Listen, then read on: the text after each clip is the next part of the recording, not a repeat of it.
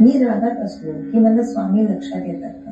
जेव्हा कोणी अपमान करतं, जेव्हा कोणी आपल्याला चुकीचं बोलतं, तेव्हा आपण लगेच म्हणत शब्द निघतात, राग बाहेर पडतो. पण त्याच वेळेस एकदा पण मनात येतं का, स्वामी बघत असते ना?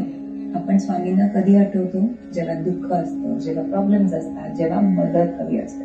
पण जेव्हा राग येतो तेव्हा आपण स्वामींना विसरतो. पण खरी भक्ती कुठे दिसते माहितीये? ती मंदिरात नाही दिसत, जपमाळेत सुद्धा नाही. ती दिसते तेव्हा जेव्हा तुम्हाला राग येतो पण तुम्ही स्वतःला थांबवता.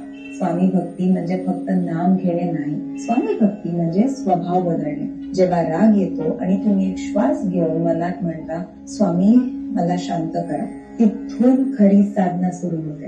कारण स्वामींना ना मोठ्या पूजा नाही हव्यात. त्यांना पाहिजे असतं की तुमचा राग शांत व्हावा, तुमचा अहंकार हलका व्हावा आणि तुमचं मन स्वच्छ व्हावं. म्हणून पुढच्या वेळेस राग आला ना, लगेच प्रश्न विचारा, मी रागात आहे पण मला स्वामी आता पण लक्षात आहेत का? श्री स्वामी समर्थ.